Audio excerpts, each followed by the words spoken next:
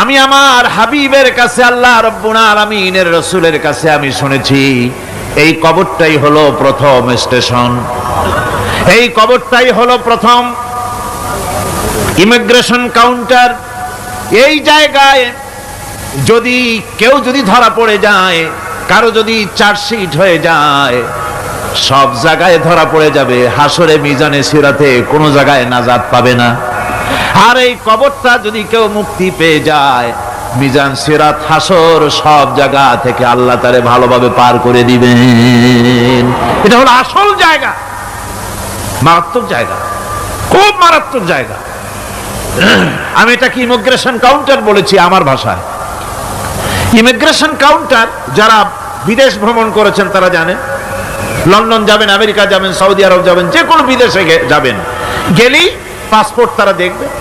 পাসপোর্টে আপনার ন্যাশনালিটি কোনটা সেটাই তারা জানতে চাইবে। আপনি কোন দল করেন এটা তারা জানতে চাইবে না। আপনি কোন ভাষায় কথা বলেন তাও তাদের জানার দরকার নেই। প্রথমেই তারা আপনার ন্যাশনালিটি দেখবে, আপনার আইডেন্টিটি কি তারা জানতে চাইবে। তারপরে যদি স্যাটিসফ্যাক্টরি হয় আপনাকে ভিসা দিয়ে ভেতরে ঢুকবার ব্যবস্থা করে দেবে। আর যদি তারা স্যাটিসফাইড না হয় তাহলে আপনাকে মেহমানখানায় ঢুকানো হবে গ্রেফতার করে। কবর হচ্ছে এ ধরনের একটি ইমিগ্রেশন কাউন্টার। কবরের ভিতরে মানুষ যখনই রাখা হবে সঙ্গে সঙ্গে দুজন ফেরেশতা আসবে। কবরের কাছে যারা এসেছিল, দাফন হয়ে যাওয়ার পর এই লোকগুলি 40 কদম যেতে যতক্ষণ লাগে এর মধ্যেই দুজন ফেরেশতা এসে যাবে। এসে জিজ্ঞেস করবে, মান রব্বুকা, তুমি কোন দল করতে, ওটা তাদের জানার দরকার নাই। চাকরি কিসে করতেন ওটা জানার দরকার নাই। ব্যবসা করতেন না চাকরি করতেন প্রয়োজন নেই। প্রথমেই জিজ্ঞাসা করা হবে ন্যাশনালিটি, প্রথমেই জিজ্ঞাসা করা হবে তার ন্যাশনালিটি সম্পর্কে, তার আইডেন্টিটিটা কি, এবং সেটাকে সত্যায়িত করার জন্য, বোঝার জন্য 3টি প্রশ্ন। প্রথম প্রশ্ন, মান রব্বুকা ওয়া মা দীনুকা ওয়া মান নাবিয়্যুকা, তোমার রব কে, তোমার দ্বীন কি, তোমার নবী কে। যদি এই ব্যক্তি বেঈমান হয়, মুনাফিক হয়, সে বলবে হায় হাতা লা আদরি, হায় হাতা লা আদরি, জানি না আমার রবকে, আমি জানি না। তোমার দিন কি, দিন কারে কয় বুঝি না। এরপরে আল্লাহর নবী জনাবে মুহাম্মদ রাসূলুল্লাহ সাল্লাল্লাহু আলাইহি ওয়াসাল্লামকে দেখানো হবে, বলা হবে মা কুনতা তাকুলু ফি হাদার রাজুল, এই ব্যক্তি সম্পর্কে তোমার ধারণা কি নিকে, বলবে আমি চিনি না। নাউযুবিল্লাহ। বাস, এরপরে তার যা হবার তাই শুরু হয়ে যাবে। আর যদি বান্দাটা মুমিন হয়, প্রশ্ন করা হবে মান রব্বুকা, জবাব দেবে রব্বি আল্লাহ, আমার রব আল্লাহ রাব্বুল আলামিন। ওয়া মা দীনুকা, দীনুনা ইসলাম, আমার দিন হচ্ছে ইসলাম। এরপরে আল্লাহর নবীকে দেখানো হবে। কয়েক রকমের বর্ণনা আছে। কোন বর্ণনায় আছে হুজুরের আকারে দেখানো হবে, অথবা রাসূলকে সরাসরি দেখানো হবে। বলা হবে মা কুনতা তাকুলু ফি হাদার রাজুল, এই লোকটি সম্পর্কে ধারণা কি। মুমিন ব্যক্তি বলবে হাদা নবিয়ুনা মুহাম্মাদুর রাসূলুল্লাহ সাল্লাল্লাহু আলাইহি ওয়াসাল্লাম, ইনি আমার তো সেই নবী মুহাম্মাদুর রাসূলুল্লাহ সাল্লাল্লাহু আলাইহি ওয়াসাল্লাম। আমরা যেন এই রকমের জবাব দিতে পারি, আল্লাহ কবুল করো। সকলে জোরে কোন আমিন। জবাব হয়ে যাওয়ার পর গায়ব থেকে আওয়াজ আসবে, ফাফরিশু বিল জান্নাতি ওয়ালবিসু বিল জান্নাহ, ও আমার ফেরেশতারা, আমার এই বান্দাকে জান্নাতের পোশাক পরায়া দাও আর কবরটাকে জান্নাতের বিছানা বিছায়া দাও। জান্নাতের পোশাক পরায় দাও, জান্নাতের বিছানা বিছায়া দাও। ইলা মাদ্দা বাসারিহি, তার চোখের দৃষ্টি যত দূর যায় কবরটা ততটা প্রশস্ত করে দাও।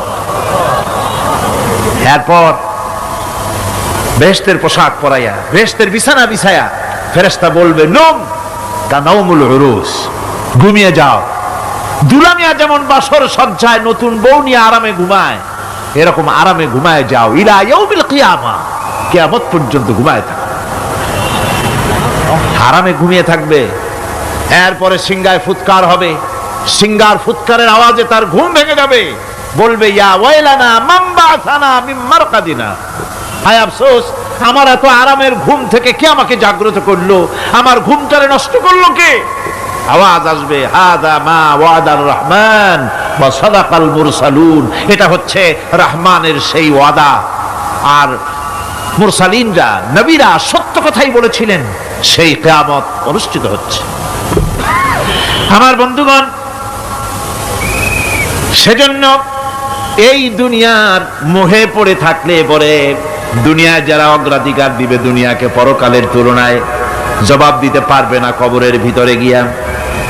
আর যারা পরকালকে অগ্রাধিকার দিবে, দুনিয়ার চাইতে পরকালকে বেশি অগ্রাধিকার দেবে, আর আল্লাহর ভয় কলিজার ভিতরে রাখবে, কবরের জবাব সঠিকভাবে দিতে পারবে, কিয়ামতের দিন আল্লাহ রাব্বুল আলামিন তাদের জন্য জান্নাত দান করবেন। জোরে বলেন আমিন।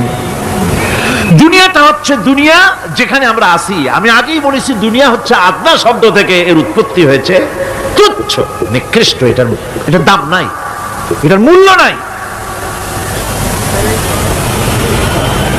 হযরত ইবনে কাইয়িম রাহিমাহুল্লাহ নওয়ারাল্লাহু মারকাদাহু ওয়া জাআলাল জান্নাতা মাসওয়াহু, হযরত ইবনে কাইয়িম তিনি বলছেন, সুন্দর করে বলছেন দুনিয়া সম্পর্কে, মা মাদা ফিদ দুনিয়া আহলামুন ওয়া মা বাকিয়া মিনহা আমানি ওয়াল ওয়াক্তু বাইনাহুমা দায়ুন। মা মাদা ফিদ দুনিয়া আহলামুন, জীবনের যে অংশ ফেলে এসেছি সেটা আজ একটা স্বপ্ন, ওয়া মা বাকিয়া মিনহা আমানি, আর জীবনের যে অংশ সামনে বাকি আছে সেটা এখন একটা আকাঙ্ক্ষা, ওয়াল ওয়াক্তু বাইনাহুমা দায়ুন, আর এর মাঝখান থেকে সময় সব চলে যাচ্ছে। কত বড় কথা চিন্তা করেছেন? জীবনের যে অংশ ফেলে এসেছি তা আজকে স্বপ্ন, তা আজ কি বলেন? স্বপ্ন। আর সামনে যা আছে সেটা আকাঙ্ক্ষা, আর মাঝখান থেকে সময় সব চলে যাচ্ছে। এরপরে তিনি বলছেন, ওয়ামান ইয়াসহাবিদ দুনিয়া ইয়াকুন মিসলা কাবিদিন আলাল মাই খানাতুহু ফুরুজুল আসাবিঈ।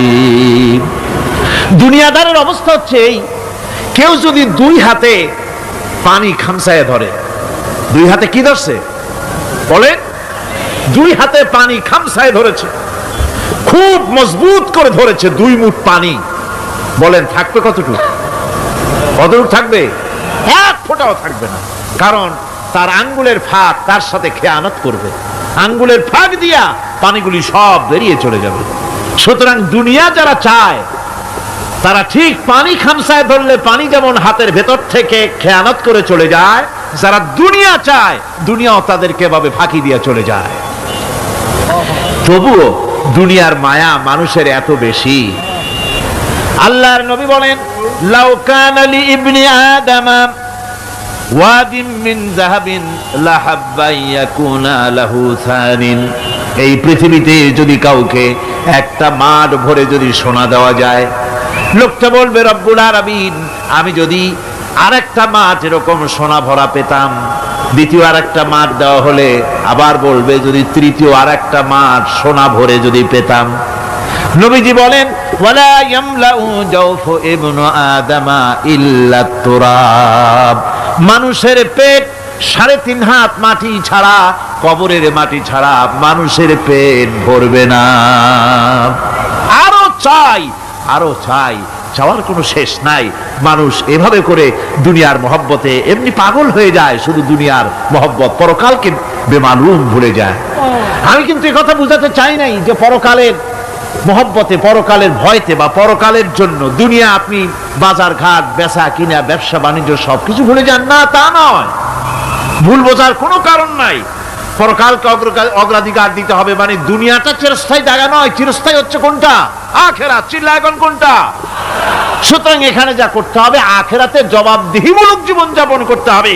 আপনি ব্যবসা করবেন, ওজনে কম দিতে পারবেন না, আপনি খাদ্যে ভেজাল দিতে পারবেন না, চুরি করতে পারবেন না, ডাকাতি করতে পারবেন না, জেনা করতে পারবেন না, বদমাশি করতে পারবেন না, মদ খেতে পারবেন না, সন্ত্রাসী হতে পারবেন না, হাইজাকার হতে পারবেন না, চাঁদাবাজ হতে পারবেন না, মুনাফাখোর হতে পারবেন না, আপনি চোরা কারবারি হতে পারবেন না, ঘুষখোর হতে পারবেন না, সুদখোর হতে পারবেন না। এই সব কাজ পরকালকে বিশ্বাস করলেই এ সমস্ত কাজ থেকে মানুষ বিরত থাকতে পারে। কথা ঠিক কিনা? এটাই হচ্ছে পথ। সুতরাং এই পৃথিবী থাকবে না, এটা কি চিরকাল থাকবে না, এর একটা পরিসমাপ্তি ঘটবে। যেমন করে সারা বছর লেখাপড়া করার পর কলেজে, বিশ্ববিদ্যালয়, মাদ্রাসায়, হাই স্কুলে, সব জায়গায় সারা বছর লেখাপড়া করার পর যেমন পরীক্ষা দেওয়ার একটা দিন আসে, সারা বছর ব্যবসা করার পর হিসাব নিকাশ করার যেমন একটা সময় আসে,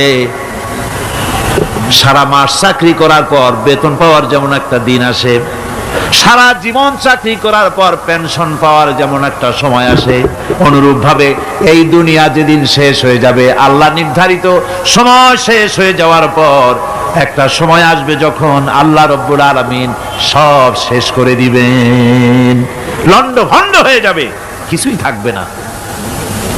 কোরআনে কারিমে আল্লাহ সব বলেছেন, কোরআনে সব আল্লাহ বলে দিয়েছেন।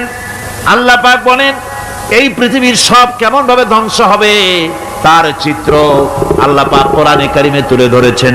ইযাস সামাউ ফাতারাত ওয়া ইযাল কাওয়াকিবু তাসারাত ওয়া ইযাল বিহারু ফুজ্জিরাত ওয়া ইযাল কুবুরু বু'সিরাত। যখন আকাশসমূহ দীর্ণ বিদীর্ণ হয়ে যাবে, তারকাগুলি বিক্ষিপ্ত হয়ে ছিটকে পড়বে, আর সমুদ্রগুলি উচ্ছ্বসিত হয়ে পড়বে, কবরগুলি সব তার ভেতরে যা আছে উদ্গীরণ করে দেবে, তারকাগুলি স্থিমিত হয়ে যাবে। এরপরে সমস্ত আকাশগুলি কাতাইয়িস সিজিল্লিল কুতুব, কিতাবের পৃষ্ঠার মতো একটার পরে একটা ঠাস ঠাস করে পড়তে থাকবে, চূর্ণ বিচূর্ণ হয়ে ভেঙে চুরে একাকার হয়ে যাবে। পাহাড়গুলিকে উড়িয়ে দেওয়া হবে, চন্দ্র এবং সূর্য একাকার হয়ে যাবে। আল্লাহ রাব্বুল আলামিন বলেন ফাইদা বারিকাল বাসার ওয়া খাসাফাল কমার ওয়া জুমিআশ শামসু ওয়াল কমার। চক্ষু যখন বিস্ফারিত হয়ে যাবে, চাঁদ যখন তার আলো হারিয়ে ফেলবে, সূর্য যখন তার আলো হারিয়ে ফেলবে, চাঁদ আর সূর্য সব একাকার হয়ে যাবে, সেই সময়ের অবস্থাটা কি চিন্তা করো। মানুষ হয়রান হয়ে দৌড়াদৌড়ি করবে। ওয়াহুমিলাতিল আরদু ওয়াল জিবালু ফাদুক্কাতা দাক্কাতান ওয়াহিদা। জমিন এবং পাহাড়গুলির মধ্যে আল্লাহ রাব্বুল আলামিন সংঘর্ষ বাঁধিয়ে দিবেন, পাহাড়গুলি ভেঙে চুরে টুকরা টুকরা হয়ে যাবে, পাহাড়গুলি উঁচু করে জমিনের উপরে আছাড় মেরে আল্লাহ রাব্বুল আলামিন ভেঙে চুরে চুরমার করে দিবেন। সুবহানাল্লাহ। ফাতাকুনুল জিবালু কালইনিল মানফুস, পাহাড়গুলো পেঁজা ধোনা তুলার মতো করে উড়িয়ে দেওয়া হবে, পাহাড় উড়ে যাবে। সুবহানাল্লাহ পড়ো। পাহাড় পাথরের তৈরি করা পাহাড়, এই পাহাড়গুলি তুলার মতো হয়ে উড়বে কিভাবে? আমি এই দৃশ্য নিজের চোখে কিছুটা হলেও দেখছি। আজ থেকে 10 দিন আগে আমি ইতালি সফর করে এসেছি। ইতালির রাজধানী রোম। রোম প্রাচীন সভ্যতার লালন ভূমি। কোরআনে কারিমে সূরায়ে রোম রয়েছে, এই রোম সেই রোম। এখানের বাদশার কাছে রাসূল করিম সাল্লাল্লাহু আলাইহি সাল্লাম হেরাক্লিয়াসের কাছে চিঠি পাঠিয়েছিলেন, সেই রোম। 12 থেকে 15 হাজারের মতো বাংলাদেশি মুসলমান সেখানে আছে। জুমার দিন, যেদিন আমি গেলাম তার পরের দিনই জুমা ছিল। জুমার নামাজ পড়লাম ভ্যাটিকানের কাছেই বিশাল মসজিদ, ইউরোপের ভিতরে সবচাইতে বড় মসজিদ এটা। রোম ইসলামের দুশমনদের রাজধানী। সেইখানে যখন আযান হচ্ছে আশহাদু আন্না মুহাম্মাদার রাসূলুল্লাহ, আমার অনুভূতির কথা আপনাদেরকে বোঝাতে পারবো না, কি অনুভূতির সৃষ্টি হয়েছে আমার ভেতরে। ভ্যাটিকানের পোপ এক পাশে, কিছু দূরেই ভ্যাটিকান, ওটা হচ্ছে গোটা পৃথিবীর সমস্ত খ্রিস্টানদের কাবা, ভ্যাটিকান। তার পাশেই বিশাল মসজিদ, সেখানে নামাজ পড়লাম। চিন্তার ভেতরে আসলো আল্লাহ রাব্বুল আলামিন তার হাবিবের নাম, তার তাওহীদ, তার রিসালাতকে কিভাবে বিশ্বময় ছড়িয়ে দিলেন। আবু জাহেল চাইছিল মুহাম্মদ সাল্লাল্লাহু আলাইহি ওয়াসাল্লামকে স্তব্ধ করে দেবে মক্কার জীবনেই। কত বদনাম, সাহের, কাহেন, কাযযাব, শায়ের, নাউযুবিল্লাহি মিন যালিক, কত গালাগালি করলো। আর আল্লাহ শোনালেন, হাবিব চিন্তার কোনো কারণ নাই, ওয়া রাফা'না লাকা যিকরাক, আমি আপনার প্রশংসা বিশ্বময় ছড়িয়ে দেব। সুবহানাল্লাহি ওয়া বিহামদিহি। রোম প্রোগ্রাম শেষ করে আমাকে তারা নিয়ে গেল, যেটা আমি বলছি সফর কাহিনী শোনাবার সময় এটা না, যেহেতু এর সঙ্গে প্রাসঙ্গিক সেজন্য বলছি। পাহাড় কেমনে তুলার মতো হয়ে উড়বে তার নজির দেখেছি। রোম শহর থেকে 300 মাইল দূরে, 300 কিলোমিটার দূরে নেপোলিয়ান বোনাপার্ট তার বাড়ি, এবং ওটা তার নামই একটা প্রভিন্স। ভূমধ্য সাগরের পারে ভিসুভিয়াস, পৃথিবীর সবচাইতে বড় আগ্নেয়গিরি, সেটা দেখাতে নিয়ে যাওয়া হলো আমাকে। যে পাহাড়টা পৃথিবীর মাটি থেকে তার চূড়া হচ্ছে 3 মাইল উঁচু, এর 2 মাইল গাড়িতে করে ঘুরে ঘুরে যাওয়া যায়, এরপর আর গাড়িতে যাওয়া যায় না, বাকিটুকুন যেতে হবে হেঁটে হেঁটে। পাহাড়ের উপরে অক্সিজেন কম, বেশ কষ্ট হচ্ছিল উঠতে। জীবনে প্রথম পাহাড়ে চড়েছি জাবালে নূর, রাসূল করিম সাল্লাল্লাহু আলাইহি সাল্লামের উপরে যেখানে ওহী হয়েছিল সর্বপ্রথম। পাহাড় চড়ার একটা অভিজ্ঞতা ওখান থেকে আমার কিছুটা হয়েছিল। খুব কষ্ট হলো বাকি 1 মাইল উঠতে। যখন ভিসুভিয়াসের একদম শীর্ষে চলে গেছি, সেখানে গিয়ে আমার সাথে 15-20 জন লোক ছিল। আমি নিজে আল্লাহু আকবার বলে আমার গলা থেকে আওয়াজ বেরিয়ে গেল। আমি দেখতে পেলাম ভিসুভিয়াসের শীর্ষে বিশাল গর্ত। আমার মনে হয় গর্তটা এই মাঠের 1/4 হবে, এই মাঠের 1/4 হবে গর্তটা। সেই গর্তটার গভীরতা হচ্ছে 1.5 কিলোমিটার। এইখান থেকে পাথরগুলি উত্থিত হয়েছে, আগ্নেয়গিরি পাথর আগুনে গলে লাভা হয়ে এগুলি পাহাড় বেয়ে উপচে পড়েছে, চতুর্দিকে 12 মাইল ছড়িয়ে গিয়েছে। আমার মনে পড়লো ওয়াকুদুহান নাস ওয়াল হিজারা, জাহান্নামের আগুনের ইন্ধন হবে মানুষ আর পাথর। আমি সেখানে সেজদায় পড়ে গিয়া কান্নাম আর বললাম, আল্লাহ জাহান্নামের আগুন হারাম করে দিও আমাদের জন্য। পাথর কিভাবে গললো, গলে পাথরগুলি গলে পুড়ে চতুর্দিকে পড়েছে, আর ছিটকেছে, চতুর্দিকে ছিটকে পড়েছে। সেই পাথরগুলি ছিটকে ছিটকে যেগুলি পুড়ে পড়েছে, সেগুলিকে দূরে সাদা রঙের বলে মনে হয়, কোনোটা সাদা কোনোটা কালো, মনে হয় যেন তুলার মতো হয়ে পড়ে আছে চতুর্দিকে। 1944 সনে তৃতীয়বারের মতো ভিসুভিয়াস অগ্নিগিরি যে অগ্নি উৎপাত করে, তাতে আশেপাশের 12 মাইল এলাকা এফেক্টেড হয়ে যায়। পাথরগুলি গলে এভাবে বিধ্বস্ত করে দিয়েছে। এখান থেকে এখানে জোহরের নামাজ, আসরের নামাজ আমরা পড়লাম, আল্লাহর কাছে খুব দোয়া করলাম। এখনো ধোঁয়া উঠতেছে, এখনো পাহাড়ের ফাটল দিয়ে ধোঁয়া উঠছে। একজন হাত দিয়ে আমাকে বলল যে খুব গরম লাগে ধোঁয়াগুলি। ওখানকার লোকেরা বলল যে ভেতরে এখনো আগুন আছে, তবে সুপ্ত, যে কোনো মুহূর্তে আবার তা জাগ্রত হতে পারে। আমরা সেখান থেকে নেমে এলাম। একটু কিছু দূর গিয়েই সেখানে হলো পম্পেই শহর। এই পম্পেই শহরটা হচ্ছে ঈসা আলাইহিস সালামের জন্মের 2000 বছর আগে এই শহর তৈরি হয়। ঈসা আলাইহিস সালামের জন্মের 179 বছর পর ভূমিকম্প হয়। সেই ভূমিকম্পে গোটা পম্পেই শহরটা পৃথিবীর মানুষের চোখের আড়াল হয়ে যায়, ধ্বংস হয়ে যায়, মাটির তলায় গরক হয়ে যায়। আজ থেকে 200 বছর আগে মাটি খনন করতে গিয়ে এই শহর আবিষ্কৃত হয়।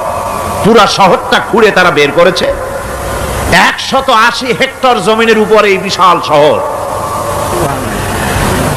ঘুরে ঘুরে দেখলাম, গাড়ি চলে না সেখানে, পায়ে হেঁটে দেখতে হলো। প্রশস্ত রাস্তা। আজ থেকে 4000 বছর আগের মানুষেরা রাস্তা বানাতে জানতো পাথর দিয়ে, এবং রাস্তার দুধারে তাদের ছিল ফুটপাত, পানির ব্যবস্থা, নগরায়নের সব রকমের সুযোগ সুবিধা। তারপরে সেখানে বিচারালয়, এরপরে দোকানপাট, বাজারঘাট, সবকিছুর ব্যবস্থা রয়েছে। বিশাল বিশাল পাথরগুলি দিয়ে পিলার তৈরি করা। ভাবলাম এই পিলারগুলি, এই পাথরগুলি তারা কিভাবে ক্রেন ছাড়া এত উপরে উঠালো কি করে, আমার মাথায় আসলো না। পাথর কেটে কেটে সুন্দর সুন্দর অঙ্কন শিল্প তারা করেছে। এরপরে ঘুরতে ঘুরতে বাদশার রাজার বাড়িতে গিয়ে ঢুকলাম। সেখানে গিয়ে দেখলাম উলঙ্গ এত মূর্তি পাথরের তৈরি করা। পাথর কেটে কেটে দেওয়ালে যৌন মিলনের এমন কোন অশ্লীল ছবি নাই যা তারা সেখানে তৈরি করে নাই। উলঙ্গ মূর্তি আর উলঙ্গ যৌন মিলনের অসংখ্য ছবি দিয়ে এই এলাকা ভরা। তখন আমি বুঝলাম আল্লাহর গজব হওয়ার কারণটা কি, এই শহরটা মাটির নিচে গরক হয়ে যাওয়ার কারণটা কি। আল্লাহ পাক জেনা ব্যভিচার যে দেশে বেশি হয় আল্লাহ পাক বরদাস্ত করেন না। দুশ্চরিত্র যে দেশের মানুষ দুশ্চরিত্র হয়ে যায়, জেনা ব্যভিচার বেশি হতে থাকে, আল্লাহ গজব করে দেন, গজব দেন। এই গজব এক এক সময় এক এক রকমের হয়ে আসে। কখনো মাটির নিচে দাবায় দেন, কখনো মহামারী, কোন দেশে কলেরা, কোন দেশে জলোচ্ছ্বাস, কোথাও ভূমিকম্প, আর সর্বশেষ এই জেনা ব্যভিচারের জন্য আল্লাহ পাকের চূড়ান্ত, এই যৌনতার অশ্লীলতার জন্য চূড়ান্ত গজব বর্তমান বিশ্বের জন্য এইডস। আল্লাহ পাক এই গজব দিয়েছেন। বন্ধুগণ, আমি সেই জায়গা, আমি সেখানে যা দেখলাম যে আল্লাহ পাক পাহাড়গুলিকে কিভাবে উড়াবেন, এটা অস্বীকার করার কোনো উপায় নাই। বিশ্বাস তো করতামই, তবে হযরত ইব্রাহিম আলাইহিস সালাম যেমন বলেছিলেন, রব্বি আরিনি কাইফা তুহিল মাউতা, আয় আল্লাহ তুমি মরাকে জিন্দা করবা কেমনে? আল্লাহ পাক বলেন, আওয়ালাম তুমিন, তুমি বিশ্বাস করো না? ইব্রাহিম আলাইহিস সালাম বললেন, বালা, অবশ্যই বিশ্বাস করি, ওয়ালাকিন লিয়াতমাইন্না কলবি, যদি চোখে দেখতাম তাহলে আমার অন্তরাত্মা খুব ঠান্ডা হতো। আল্লাহ রাব্বুল আলামিন চোখে দেখায় দিলেন জিন্দা কেমনে মুর্দা হবে, মুর্দা কেমনে জিন্দা হবে, আল্লাহ দেখায় দিলেন। পাহাড় উড়ায় দিবেন আল্লাহ রাব্বুল আলামিন। একথা কলিজার মধ্যে এটার উপর ঈমান, বিশ্বাস, কিন্তু আল্লাহ চোখে দেখাইছেন, ঈমান আরো মজবুত হয়েছে, যা ছিল আরো মজবুত হয়েছে। সুবহানাল্লাহ। আল্লাহর ভয়তে কলিজা কেঁপেছে। আমি পাহাড়ের উপরে কেঁদেছি, যার যার হয়ে কেঁদেছি। বন্ধুগণ, আল্লাহ সুবহানাহু ওয়া তাআলা এই জন্য বলেছেন, কুল সিরু ফিল আরদ, আমার জমিন ঘোরো, ভালো করে দেখো, কাইফা কানা আকিবাতুল মুকাজ্জিবিন, মহাসত্যকে যারা অস্বীকার করেছে তাদের পরিণতি আমি কি করে দিয়েছি, এগুলি চোখে ভালো করে তাকায় দেখো। আমার বন্ধুগণ, সুতরাং এই পৃথিবীর অবসান হবে, এই পৃথিবী ধ্বংস হবে, এই পৃথিবী চূড়ান্তভাবে শেষ হয়ে যাবে। ও হ্যাঁ, আরেকটি কথা বলতে হয়, সেটা হচ্ছে যে এই রোম থেকে আর একটু দূরে 900 মাইল দূরে হচ্ছে সিসিলি। 900 মাইল দূরে, সেখানে এই সিসিলি মুসলমানেরা শাসন করেছিল 350 বছর। সেই সিসিলিতে রয়েছে 360টা মসজিদ মুসলমানদের করা। সমস্ত মসজিদগুলি আজ তালা বন্ধ, একটা মসজিদও খোলা নাই। সেখানকার মুসলমানেরা ওয়াজ শুনতে এসেছিল রোমে। আমি তাদের জন্য পরামর্শ দিয়েছি যে গভর্নমেন্টের কাছে তোমরা দাবি জানাও যে অন্তত একটা মসজিদের দরজা আমাদের জন্য খুলে দাও। রোমের অবস্থানরত প্রবাসী বাংলাদেশি মুসলমানেরা আমাকে বলেছে, তাদের অনেকের বাড়ি চট্টগ্রামেও আছে, আমাকে বলেছে তাদের চোখে পানি আসছে বলার সময় যে চিরময় তাফসীর মাহফিল যখন আসে ওই যেটা কামতে থাকে যাওয়ার জন্য, তো যাওয়া তো সম্ভব না এত দূর থেকে, আমাদের সালাম বলে দিবেন যত লোক আসবে, আর আমাদের জন্য দোয়া করতে বলবেন যেন এই রোমের ভিতরে আমরা ইসলামের আদর্শের ভিত্তিতে আমরা যেন চলতে পারি। আপনারা দোয়া করুন তাদের জন্য। ভাইরা আমার, এই পৃথিবী একদিন পরিসমাপ্তি ঘটবে এবং আল্লাহর দরবারে আমাদেরকে উঠতে হবে এবং সেখানে আমাদের বিচার হবে। সেখানে আমাদের কি হবে? বিচার হবে। আল্লাহ পাক বিচারটাকে নির্ভুল করার জন্য, সঠিক করার জন্য প্রত্যেকের গলায় আমলনামা ঝুলায় রাখছেন। এখানে রেকর্ডের ব্যবস্থা করা হয়েছে। আল্লাহ পাক বলছেন, ওয়া কুল্লা ইনসানিন আলজামনাহু তাইরাহু ফি উনুকিহি ওয়া নুখরিজু লাহু ইয়াওমাল কিয়ামাতি কিতাবান ইয়ালকাহু মানশুরা। আল্লাহ পাক বলেন, প্রত্যেকের ভালো মন্দ কর্মফল, কর্মলিপি আমি তার গলায় ঝুলায় রেখেছি।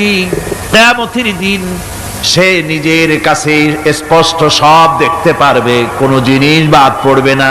তার গলায় তার আমলনামা ঝুলানো আছে, সব রেকর্ড হতেছে। আমরা যা করছি সবগুলি রেকর্ড হয়ে যাচ্ছে। বর্তমান বিজ্ঞানীরা আবিষ্কার করেছে যে মানুষের শরীরের ভিতরে ডিএনএ আছে, রক্তের ভিতরে ডিএনএ, এটা একটা কোড। মানুষের রক্তের ভিতরে ডিএনএ আছে। যেমন তার ব্রেনের ভিতরে কতগুলি কোষ আছে, এক একটা কোষ এক এক ধরনের কাজ করে, অনুরূপ ভাবে তার শরীরের ভিতরে রক্তের ভিতরে ডিএনএ আছে। এই ডিএনএটা কি? এই ডিএনএটা হচ্ছে, এই ডিএনএ একটা কম্পিউটারের মতো কাজ করতেছে। লোকটা কি করবে, কোথায় যাবে, সে ভালো হবে মন্দ হবে কি হবে, সব তার ডিএনএর মধ্যে রেকর্ডকৃত আছে। এটা বোঝার জন্য একটা সুন্দর দৃষ্টান্ত দেওয়া যায়। যেমন এই কাগজটাকে আপনারা মনে করুন একটা গাড়ির একটা ব্লুপ্রিন্ট, একটা গাড়ির ব্লুপ্রিন্ট। এখানে লেখা আছে গাড়ি কিভাবে তৈরি হবে। এই কাগজটা নিয়ে ঘরের মধ্যে রেখে দিলেন। এখন এই কাগজটা থেকেই অটোমেটিক গাড়ির উইন্ডো তৈরি হলো, শিল তৈরি হলো, গাড়ির বডি তৈরি হলো, চেসিস তৈরি হলো, টায়ার তৈরি হলো, ইঞ্জিন তৈরি হলো, ব্যাটারি তৈরি হলো, পেট্রোল নিল, আর কোন রকমের ড্রাইভার ছাড়াই গাড়ি চলতে আরম্ভ করলো। এই কথাটা যদি মনের মাথার মধ্যে আনতে পারেন যে এটা কিভাবে হইতে পারে, এতে লেখা অনুযায়ী যেভাবে হওয়া যদি সম্ভব হয়, অনুরূপ ভাবে মানুষের রক্তের ভিতরে ডিএনএ এর আবিষ্কার করেছে। এর ভিতরে মানুষের ভালো মন্দ, কোথায় যাবে কি করবে, সবকিছু এর মধ্যে রয়েছে। কোরআনে কারিমে আল্লাহ রাব্বুল আলামিন, আমি গত বছরও বলছিলাম যে বিজ্ঞানের আবিষ্কার যত বাড়বে কোরআন বোঝা মানুষের জন্য তত সহজ হবে। কোন সুবহানাল্লাহ। কোরআন বোঝা মানুষের জন্য তত সহজ হবে। সুতরাং মানুষের গলার সাথে আল্লাহ পাক বলছেন যে একটা আমলনামা আমি ঝুলাই দিয়েছি তার গলার সাথে, সে যা করতেছে ওখানে সব লিপিবদ্ধ হচ্ছে, কম্পিউটারাইজড, কম্পিউটারের মতো এগুলি সব গ্রহণ করতেছে। এগুলি কিয়ামতের দিন তার সামনে হাজির করা হবে। কিয়ামতে যখন আমলনামা তার সামনে দিয়ে বলা হবে, ইকরা কিতাবাকা কাফা বিনাফসিকাল ইয়াওমা আলাইকা হাসিবা। তাকে বলা হবে নিজের কর্মলিপি নিজেই পড়ো, আজ তুমি তোমার নিজের হিসাব নিতে যথেষ্ট। বন্ধুগণ, এই মাহফিলে যত লোক আমরা বসে আছি, আমরা আমাদের হিসাব নিতে যথেষ্ট না আরেকজন লাগবে? কোন আমরা যথেষ্ট কিনা? কথা বোঝেন নাই। আমি বলতে চেয়েছি এটা, আমরা যদি এখন চোখ বুঝে চিন্তা করি যে পিছনের জীবনে কি করেছি, মনে পড়বে নাকি পড়বে না? বলেন সবাই, পড়বে কি পড়বে না? ছোটবেলায় কবে পায়ের নিচে কাটা ফুটেছিল, কবে কোথায় আছাড় খেয়েছিলেন, কবে কার বেল তাল আম কাঁচা আম চুরি করে খেতে গিয়ে কিল খেয়েছিলেন, তাড়া খেয়েছিলেন, তাকে এখন মনে নাই? আছে। তাহলে কিল, ওই তাল বেল চুরি করতে গিয়ে যে কিলটা খাইছিলেন সেটাও মনে আছে, ভালো মন্দ সব মনে আছে। তাহলে কোন হোটেলের রুমে কি করছিলেন, কোন স্কুলে কোন কলেজে কি করছিলেন, তারপরে জীবনে ছোট বড় ঘটনাগুলি সব বুঝতে মনে পড়বে না? এবার হিসাব করেন, মনে যদি পড়ে এবার হিসাব করেন আপনি জান্নাতি না জাহান্নামে। আপনি আপনার নিজের হিসাব নেওয়ার জন্য যথেষ্ট। তাকে হিসাব করতে বলা হবে, তোমার হিসাব, তোমার নিজের হিসাব নেওয়ার জন্য তুমি যথেষ্ট, তোমার হিসাব তুমি নিজেই করো, এটা পড়ো। আর সেই কিয়ামতের দিন কোনো সাহায্যকারী মিলবে না। লান তানফাকুম আরহামুকুম ওয়ালা আওলাদুকুম ইয়াউমাল কিয়ামাহ। লান তানফাকুম, কিয়ামতের দিন কোনো ফায়দা হবে না, অবশ্যই কোনো ফায়দা হবে না, কোনো উপকারে আসবে না। কিয়ামতের দিন তোমার সন্তান, তোমার স্ত্রী, তোমার মাল, তোমার সম্পদ কোনো উপকারে আসবে না কিয়ামতের ময়দানে। সেদিন সব তোমার সাথে বিচ্ছেদ করবে, সব পালায় যাবে। সেখানে উৎকোষেরও কোনো কারবার নাই যে ঘুষ টুস দিয়া, ফেরেশতাদের কোনো রকম বুঝবাজ দিয়া, আলাদা কোনো চোরাগলি পথ দিয়া একেবারে ফুট করে ভেস্তে চলে যাবেন, এমন কোনো সুযোগ নাই। অনেকে বলে হুজুর এমন কিছু দোয়া শিখায় দেন যাতে ওই সব জেহাদ বোমা এগুলি খুব ভয় পাই, ওসব রাস্তা টাস্তা না, খুব সহজে কিছু দোয়া দুরূদ করিয়া আস্তে করে জান্নাতে চলে যাওয়া যায়, এরকম একটা দোয়া, এরকম একটা পথ বলে দেন। আমি বলি ভাই, এরকমের কোন চোরাগলি আমার রাসূল আবিষ্কার করতে পারেন নাই, আল্লাহর পয়গম্বরের ওই ধরনের কোন পথ আবিষ্কার করতে পারেন নাই। সেখানে কিয়ামতের দিন কাউকে উৎকোষ গ্রহণ করার কেউ নাই, উৎকোষ দেওয়া যাবে না। আর উৎকোষ দিবি নেবা কি, আপনার কাছে কিছু নাইও, থাকলেও নেওয়ার কেউ নাই। এই দুনিয়ায় ফাঁকিবাজি করে বহুত কিছু করা যায়, কিন্তু কিয়ামতের মাঠে এগুলি কিছুই চলবে না। اليوم لا ينفع مال ولا بنون, কিয়ামতের দিন ধন, সন্তান, সন্ততি আর সম্পদ কোনো কাজে লাগবে না। সেদিন শুধু আমল, আমল যদি ভালো হয় কাজে লাগবে, আমল খারাপ হবে সব শেষ হয়ে যাবে।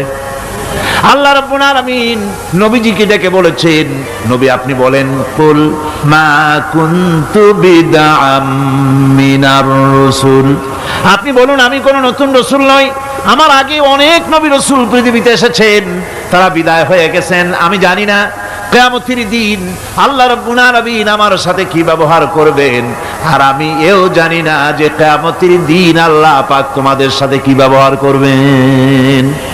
এই আয়াত নাজিল হওয়ার পর আল্লাহর হাবিব তার মেয়েকে ডাকলেন, জামাইকে ডাকলেন, নাতিদেরকে ডাকলেন, আহলে বাইতদেরকে ডাকলেন, আর বললেন, ও আমার মেয়ে, কলিজার টুকরা ফাতেমা গো শোনো, কেবলমাত্র আয়াত নাজিল হয়ে গেল, আল্লাহ পাক আমাকে শোনাচ্ছেন কিয়ামতের দিন আমি জানি না আমার সঙ্গে কি ব্যবহার করা হবে, আর এও জানি না যে তোমাদের সাথে কি ব্যবহার করা হবে।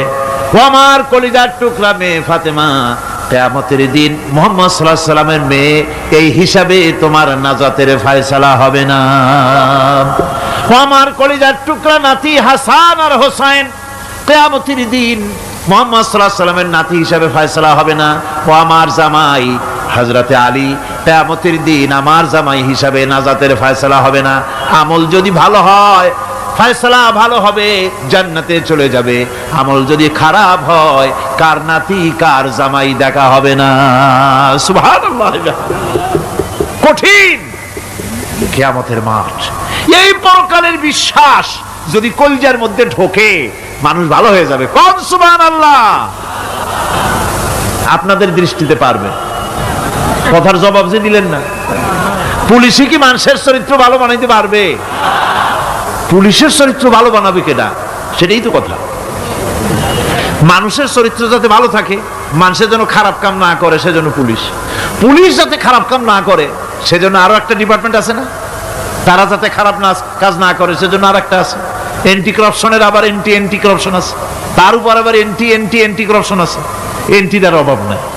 সুতরাং পুলিশ দিয়া, বিডিআর দিয়া, আর্মি দিয়া মানুষের, দেশের, জাতির চরিত্র ভালো বানানো যায় না। রাসূলুল্লাহ এ দিয়ে বানান না, এটা ইসলামের নিয়ম নয়। পুলিশ দিয়া, আর্মি দিয়া দেশের মানুষের চরিত্র ভালো বানানো যায় না। চরিত্র ভালো বানানো যায় কেবলমাত্র পরকালের ভয় দিয়া। কি কিসের ভয় দিয়া?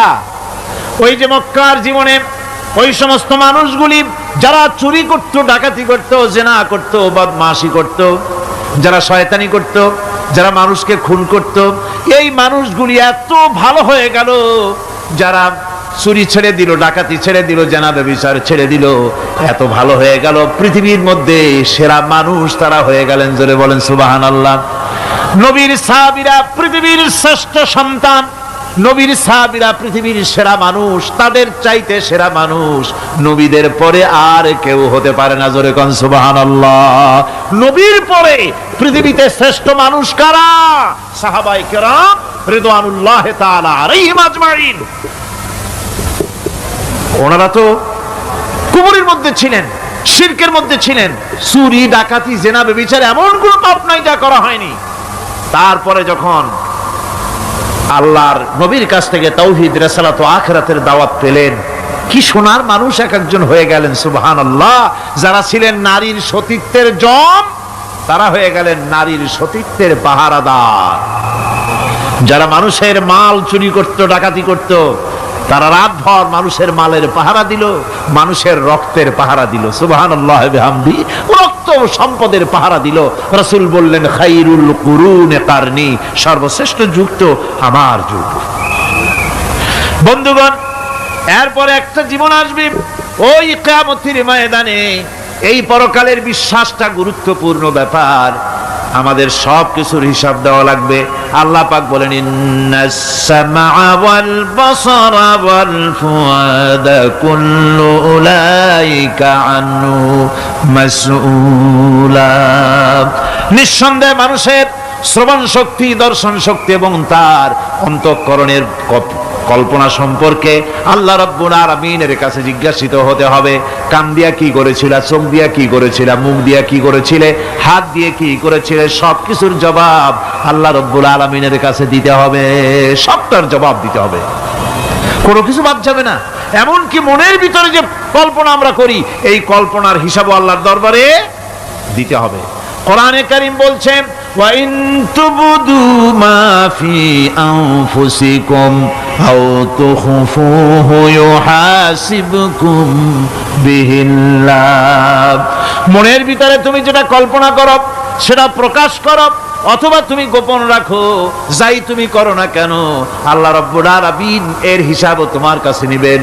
ফায়াগফিরু লিমান ইয়াশাউ ওয়া ইউআযযিবু মান ইয়াশাউ ওয়াল্লাহু আলা কুল্লি শাইইন কাদির।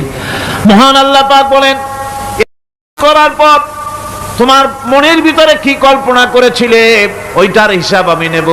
হিসাব নেওয়ার পর যারে খুশি ক্ষমা করে দেব, যাকে খুশি শাস্তি প্রদান করব।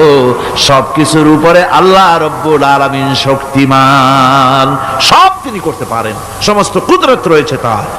সুতরাং মানুষদেরকে, আল্লাহর বান্দাদেরকে বিশ্বাস করতে হবে যে আমার কোনো কথা বাদ যাবে না। কথাগুলি রেকর্ড হচ্ছে, কথা রেকর্ড হচ্ছে। আমি যে ওয়াজ করতেছি এই কথাগুলি রেকর্ড হচ্ছে নাকি হচ্ছে না? অনেক টেপ রেকর্ডার রেকর্ড হচ্ছে, অডিও ভিডিও হচ্ছে। আজ থেকে 50 বছর পর যদি এই রেকর্ড বাজানো হয়, আমাকে যদি বলা হয় যে আপনি অমুক জায়গায় অমুক কথা বলেছেন, আমি যদি বলি না আমি কথা বলি নাই, তারপরে যদি রেকর্ড বাজানো হয়, তাহলে আমি কথা যে বলি নাই যদি বলি, তাহলে এটা ধরা পড়বে না? সেখানে ধরা পড়বে না? তাহলে এই মানুষের কথা প্লাস্টিকের ফিতায় রেকর্ড করে 50 বছর, 100 বছর, 200 বছর, 500 বছর যদি প্লাস্টিকের ফিতায় এটাকে চলচ্চিত্র করে অথবা টেপ রেকর্ডারে করে যদি ধরে রাখা যায়, এই বুদ্ধিটা কে দিলেন কত দেখি? সবাই কন্যা বুদ্ধিটা দিলেন কে? যে আল্লাহ রাব্বুল আলামিন মানুষের মাথায় বুদ্ধি দিলেন, যার দ্বারা সে মানুষের কথাবার্তা অ্যাক্টিভিটি সব ধরে রাখতে পারে। সেই আল্লাহ রাব্বুল আলামিন বুঝি আপনার আমার কথা এবং আপনার আমার অ্যাক্টিভিটিসকে তিনি বুঝি ধরে রাখতে পারবেন না কিয়ামত পর্যন্ত? পারবেন কি না? সেজন্য রাব্বুল আলামিন বলেন, মা ইয়ালফিযু মিন কাওলিন ইল্লা লাদাইহি রাকীবুন আতীদ। সমস্ত কথা রেকর্ড হচ্ছে। সুবহানাল্লাহ কোন জোরে! সমস্ত কথা রেকর্ড হচ্ছে, একটা কথাও বাদ যাবে না। মুখ আছে বলেই কথা বলবেন তা না, হিসাব করে কথা বলতে হবে। গীবত গাওয়া যাবে না, মিথ্যা কথা বলা যাবে না, মিথ্যা ওয়াদা করা যাবে না। মিথ্যা ওয়াদার তো মৌসুম এসে গেছে। কি কোন বোঝেন কথা? হ্যাঁ, মিথ্যা ওয়াদার মৌসুম এসে গেছে। এখন মৌসুমে বাহার, মিথ্যা বলার। কত সুন্দর সুন্দর ওয়াদা, সোনা দিয়া রাস্তা বানায় দেবো। অভুক্ত মানুষদের বলা হয় না খেয়ে মরবেন না, কিন্তু কি খেয়ে মরবে তাও কয় না। আমরা যদি যাইতে পারি তাহলে মটকির মতো রসগোল্লা বানাই দেব, গরুর গাড়ির চাকার মতো জিলাপি বানাই দেব। খাইতে গিয়ে হা করে শীত হয়ে থাকবে। কত রঙিন রঙিন কথা। মিথ্যা ওয়াদার সময় এসে গেছে। ভাইরা আমার, পরকাল যদি বিশ্বাস করে সেই ব্যক্তি কিছুতেই মুখ আছে বলেই যা খুশি বলবে না, পরনিন্দা করবে না, পরচর্চা করবে না, হাত আছে বলেই যা তা লিখবে না। ঘটনা হইল একটা, লিখলো আর একটা। কলম একটা আছে বলেই যা খুশি তা লেখা যায় না, মুখ আছে বলেই যা খুশি তা বলা যায় না, চোখ আছে বলেই যা খুশি তা দেখা যায় না। গরু খাওয়া জায়েজ করা হয়েছে বলে গরুর লেজ থেকে মাথা পর্যন্ত পাইকারি দরে সব খাওয়া যায় না। গরু খাওয়া হারাম না হালাল? হালাল। পাইকারি দরে লেজ থেকে মাথা পর্যন্ত সব খাওয়া হালাল না। ওর মধ্যে আল্লাহ কিছু হারাম রেখে দিছে, সেগুলোকে বাইসে খাইতে হবে। আল্লাহ দেখতে চান পাইকারি দরে জমের খাওয়া খাও না আমার হারাম গুলি বাদ দিয়া খাও, নিষেধ করা গুলি বাদ দিয়া খাও। মুখ আছে বলেই যা খুশি তা বলা যাবে না, কান আছে বলেই যা খুশি তা শোনা যাবে না, চোখ আছে বলেই যা খুশি তা দেখা যাবে না, হাত পা আছে বলেই যা খুশি তা করা যাবে না। সবটার পেছনে আল্লাহ রাব্বুল আলামিনকে ভয় করা লাগবে। মহান আল্লাহ রাব্বুল আলামিন বলে, বান্দারে তোমার সমস্ত কার্যাবলী এমনকি তোমার চাহনিটা পর্যন্ত কার দিকে কি নিয়তে তাকায়ছো কেউ জানে না, আমি আল্লাহ রাব্বুল আলামিন জানি। وَيَعْلَمُ خَائِنَةَ الْأَعْيُنِ وَمَا تُخْفِي الصُّدُورُ। তোমার অন্তঃকরণ কি জিনিস গোপন করে আর তোমার চক্ষু কি লুকোচুরি খেলে আমি টের পাই। সুবহানাল্লাহ বিহামদি। চশমার ফাঁক দিয়া কি দেখো, কারে দেখো, কি নজরে দেখো, সানগ্লাস পরিয়া কেউ ঠিক পায় না, আমি ঠিক পাই। সুবহানাল্লাহ, জোরে কোন সুবহানাল্লাহ। সুতরাং চোখের নজরের হিসাব হবে, হাতের কাজের হিসাব হবে, পায়ের চলার হিসাব হবে, আপনার বলার হিসাব হবে, মুখে যা বলেছেন, যা করেছেন, হাত পাও দিয়ে যা করেছেন সবকিছুর হিসাব হবে কিয়ামতের দিন। আল্লাহর দরবারে সবকিছু উপস্থিত হবে, কোনো জিনিস বাদ পড়বে না। فَمَن يَعْمَلْ مِثْقَالَ ذَرَّةٍ خَيْرًا يَرَهُ وَمَن يَعْمَلْ مِثْقَالَ ذَرَّةٍ شَرًّا يَرَهُ। ছোট্ট একটা ভালো কাজ যদি করো তাও হাজির করা হবে সামান্যতম ভালো কাজও তোমার বাদ পড়বে না। আর ক্ষুদ্রতম কোনো খারাপ কাজ করলে তাও উপস্থিত করা হবে, সব তোমার সামনে, কোনো জিনিস বাদ পড়বে না, সব দেখতে পাবে কিয়ামতের দিন। ভালো কাজটাও আর খারাপ কাজটাও আল্লাহর কাছে সেদিন আল্লাহ পাক মানুষের সামনে উপস্থিত করে দিবেন। আল্লাহ পাক বলছেন সেদিন এই জমিন তার ভিতরে যা লুক্কায়িত ছিল জমিন সব বের করে দেবে। কাআন্নাহুম জারাদুম মুনতাশির। টিড্ডি ফড়িংগুলি পোকাগুলি মাটির থেকে যেমন বেরোয়, এ মাটির ভিতরে যা আছে কিয়ামতের দিন সব মাটি বের করে দেবে। ইযা যুলজিলাতিল আরদু জিলজালাহা ওয়া আখরাজাতিল আরদু আসকালাহা ওয়া ক্বালাল ইনসানু মা লাহা। এ জমিনকে ঝাঁকি মারা হবে প্রবল এক ঝাঁকুনি, প্রবল এক ঝাঁকুনিতে এই পৃথিবীর মধ্যে যা কিছু আছে সব বেরিয়ে যাবে। সুবহানাল্লাহ কইতে ইচ্ছা করে না মিয়ারা? এক ঝাঁকুনিতে পৃথিবী সব বের করে দেবে। মানুষ হয়রান হয়ে বলবে কি হয়েছে, এ মাটির হলোটা কি?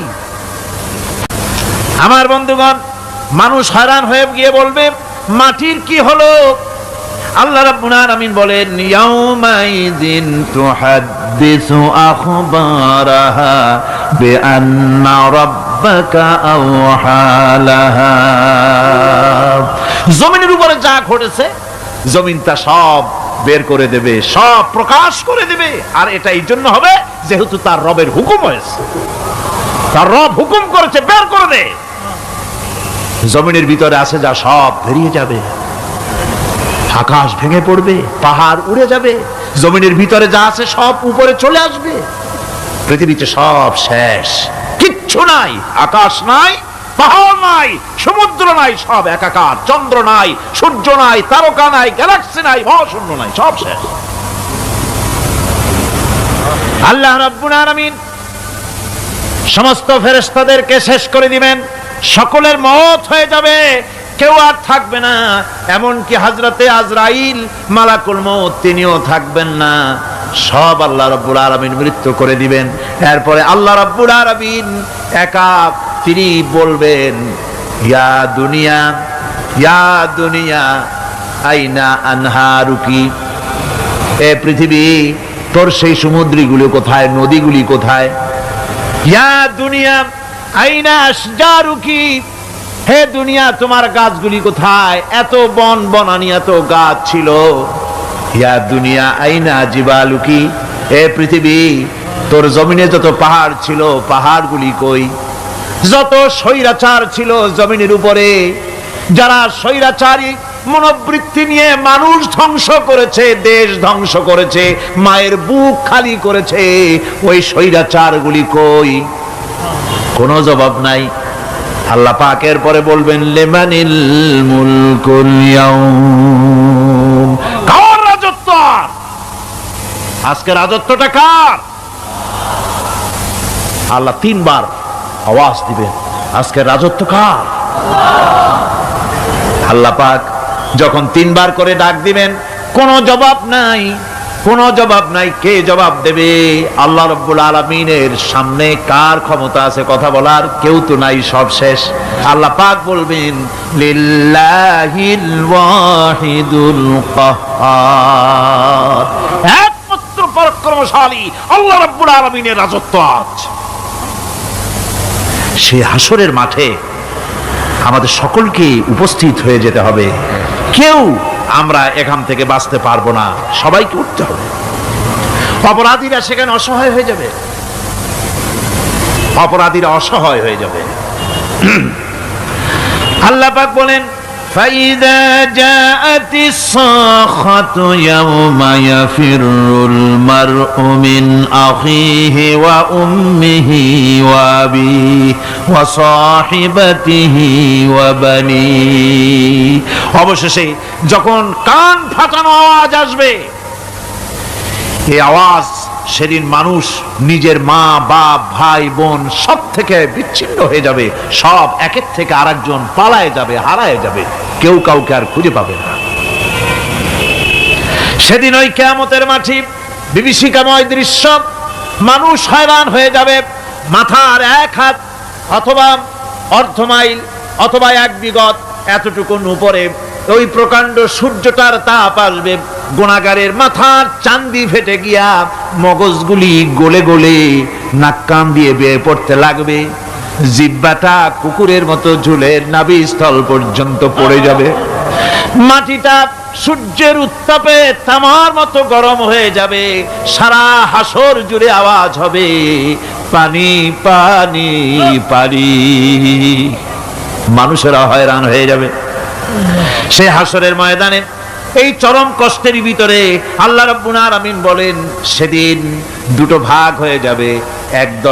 একদল মানুষের চেহারা আলোয় ঝলমল হয়ে যাবে, আর একদল মানুষের চেহারাগুলি কালো হয়ে যাবে।